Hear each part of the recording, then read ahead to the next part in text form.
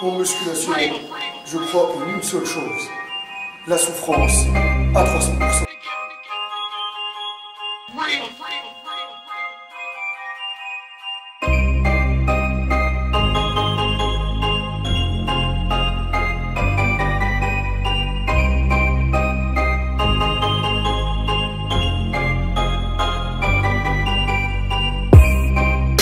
Salut à tous les Spartiates et bienvenue au Spartiate Gym, une salle où il n'y a que la souffrance qui paye. Je viens de terminer le ménage des Spartiates, je suis explosé. Ouais, je fais le ménage du Spartiate Gym, c'est important. Tu vois, les machines. Voilà, il faut que ça soit propre. L'hygiène, c'est important dans une salle de sport. Vous m'avez demandé si je pouvais faire une analyse sur l'acteur Hugh Jackman et surtout pour le rôle qu'il a fait, Wolverine. Est-ce qu'on peut atteindre le niveau du physique de Wolverine naturellement? Je tiens tout d'abord à le préciser que Hugh Jackman, c'est une personne qui s'entraîne aussi, qui fait de la muscu, les amis. Première chose à mettre en considération, et ça fait longtemps qu'il fait de la muscu. Il s'entraîne dur. Maintenant, quand il est en période off ou préparation pour un film, par exemple pour les X-Men, quand on le voit, entre guillemets, quand on le voit pour le rôle avant, quand il s'entraîne et tout ça, on dirait que c'est pas, entre guillemets, le même qu'on voit dans le film avec la qualité musculaire, le niveau de sèche. Vous avez vu toutes les veines qui sont apparentes sur les pecs, les épaules. Bon, je vous dis une chose, il n'est pas énormément développé au niveau des muscles. Vous le voyez très très bien. Bah, je ne vais pas dire énormément. Il est grand de taille quand même, Hugh Jackman. Il a un bon dos.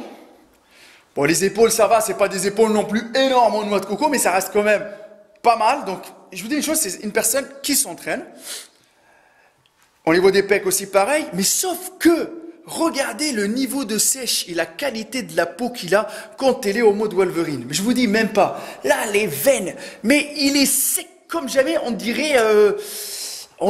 Bon, après, je ne sais pas s'il y a énormément d'effets qui font que on voit qu'il est sec de fond. On dirait une sèche de compétition pour faire du body.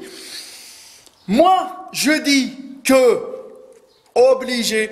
Pareil, il a fait appel à un coach, il a fait appel à un suivi chimique. Quand je dis suivi chimique, il a fait appel à des produits dopants pour qu'il arrive à ce niveau-là, au niveau de la sèche, et pour être prêt le plus rapidement possible pour le rôle de Wolverine. Mais sauf que, attention, vous avez remarqué que dans le premier Wolverine, je crois à ce moment-là que Hugh Jackman,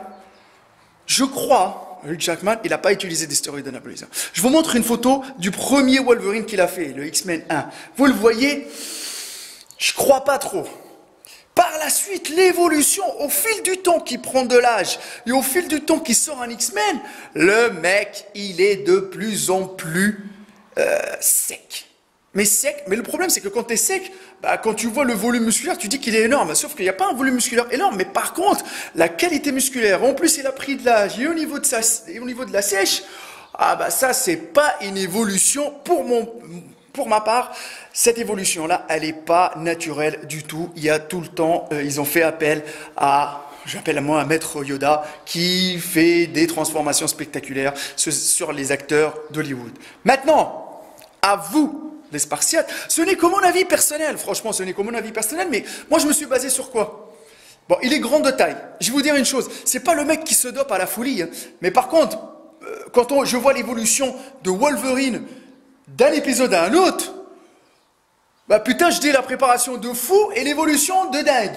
Mais par contre, le niveau de la sèche qu'il présente, et sachant très bien qu'il prend de l'âge à chaque fois, bah, c'est plus que magnifique et c'est plus que correct.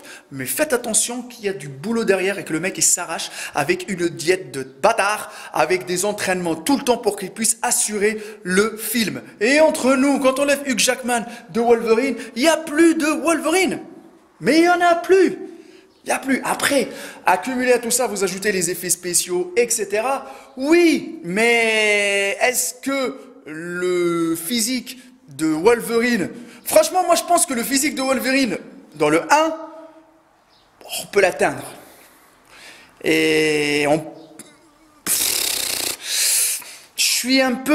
j'ai des doutes que pour avoir le niveau de sèche avec toutes les veines là, quand il sort là, c'est dingue quand même, un petit...